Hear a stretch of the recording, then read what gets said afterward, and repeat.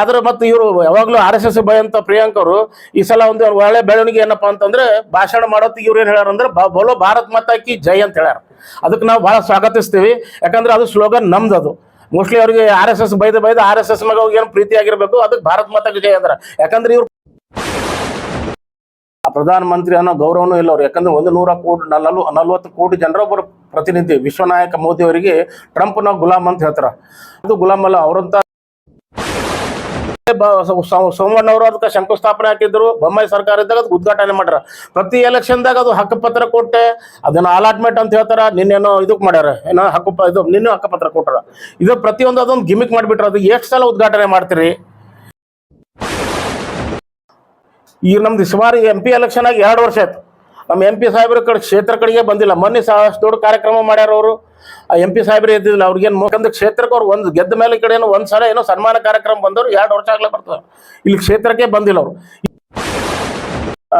ಸನ್ಮಾನ್ಯ ಮಲ್ಲಿಕಾರ್ಜುನ್ ಖರ್ಗೆ ಅವರು ಈ ಸಭೆಯನ್ನು ಉದ್ದೇಶಿಸಿ ಮಾತಾಡುವಾಗ ನಮ್ಮ ರಾಷ್ಟ್ರದ ಪ್ರಧಾನಮಂತ್ರಿಗಳು, ಆ ಪ್ರಧಾನಮಂತ್ರಿ ಅನ್ನೋ ಗೌರವನೂ ಇಲ್ಲ ಅವ್ರು. ಯಾಕಂದ್ರೆ 140 ಕೋಟಿ ಜನರ ಒಬ್ಬರು ಪ್ರತಿನಿಧಿ ವಿಶ್ವನಾಯಕ ಮೋದಿ ಅವರಿಗೆ ಟ್ರಂಪ್ನ ಗುಲಾಮ್ ಅಂತ ಹೇಳ್ತಾರ.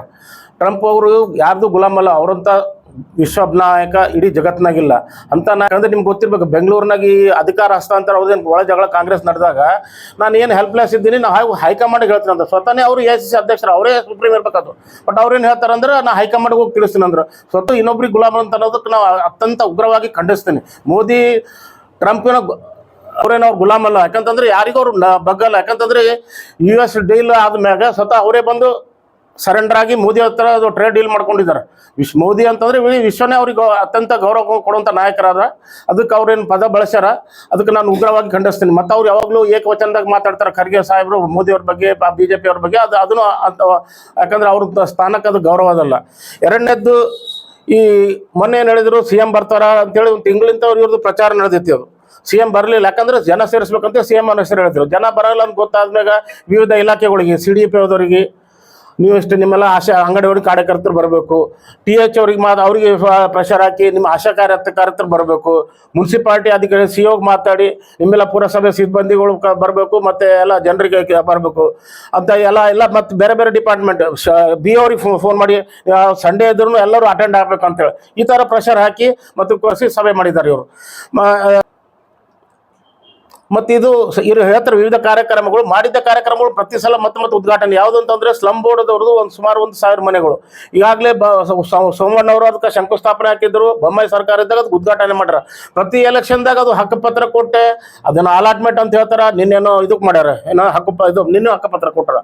ಇದು ಪ್ರತಿಯೊಂದು ಅದೊಂದು ಗಿಮಿಕ್ ಮಾಡಿಬಿಟ್ರ. ಅದು ಎಷ್ಟು ಸಲ ಉದ್ಘಾಟನೆ ಮಾಡ್ತೀರಿ? ಮತ್ತೆ ಮೊನ್ನೆ CM ಬರ್ತಾರ, DCM ಬರ್ತಾರ ಅಂತ ಹೇಳಿದ್ರಲ್ಲ. ಈ ಯಾದಗಿರಿ ಕ್ರಾಸಿಂದ ಚಿತ್ತಾಪುರ ತನಕ ರೋಡ್ ರಿಪೇರಿ ಮಾಡ್ಯಾರ. ಮಾಡೋದು ಬಿಟ್ಬಿಡೋದು, ಅದು ಏನು ಒಂದೇ ಸೈಡ್ ಮಾಡ್ಯಾರ.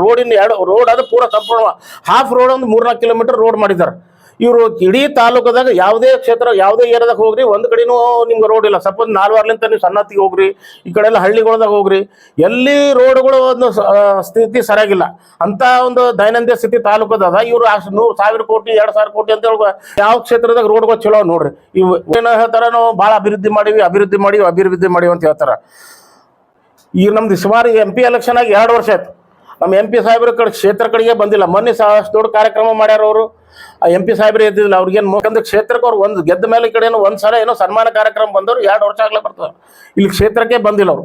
ಈ ಥರ ಇವರು ಎಲ್ಲ ಇದಿಟ್ಕೊಂಡು ಬರೀ ಟೀಕೆ ಮಾಡೋದು, ಆ BJPದವರು ಬೈಯೋರು, ಇದೇ ಕೆಲಸ ಆಗ್ಯದ ಎಂದು. ಆದ್ರೆ ಮತ್ತು ಇವರು ಯಾವಾಗಲೂ RSS ಭಯ ಅಂತ ಪ್ರಿಯಾಂಕ್ ಅವರು ಈ ಸಲ ಒಂದು ಒಳ್ಳೆ ಬೆಳವಣಿಗೆ ಏನಪ್ಪಾ ಅಂತಂದ್ರೆ ಭಾಷಣ ಮಾಡೋತ್ತಿಗೆ ಇವ್ರು ಏನು ಹೇಳ್ಯಾರ ಅಂದ್ರೆ ಬೋಲೋ ಭಾರತ್ ಮಾತಾ ಕಿ ಜೈ ಅಂತ ಹೇಳ್ಯಾರ. ಅದಕ್ಕೆ ನಾವು ಭಾಳ ಸ್ವಾಗತಿಸ್ತೀವಿ. ಯಾಕಂದ್ರೆ ಅದು ಸ್ಲೋಗನ್ ನಮ್ದು. ಅದು ಮೋಸ್ಟ್ಲಿ ಅವ್ರಿಗೆ RSS ಬೈದ RSS ಮಗ ಏನು ಪ್ರೀತಿ ಆಗಿರ್ಬೇಕು, ಅದಕ್ಕೆ ಭಾರತ್ ಮಾತಾ ಕಿ ಜೈ ಅಂದ್ರ. ಯಾಕಂದ್ರೆ ಇವ್ರು ಕಾಂಗ್ರೆಸ್ ಸಂಸ್ಕೃತಿ ಒಳಗ ಭಾರತ್ ಮಾತಾ ಕಿ ಜೈ ಅಲ್ಲ. ಫಸ್ಟ್ ಟೈಮ್ ಪ್ರಿಯಾಂಕ್ ಅವರು ಭಾರತ್ ಮಾತಾ ಕಿ ಜೈ ಅಂದಾರ. ಅದು ನಮ್ಗೆ ಭಾಳ ಖುಷಿ ಕೊಟ್ಟದ. ಅದು ನಮ್ಮ ಸ್ಲೋಗನ್ನು. ಅದಕ್ಕೆ ನಾವು ಅದಕ್ಕೂ ಸ್ವಾಗತ ಮಾಡ್ತೀವಿ.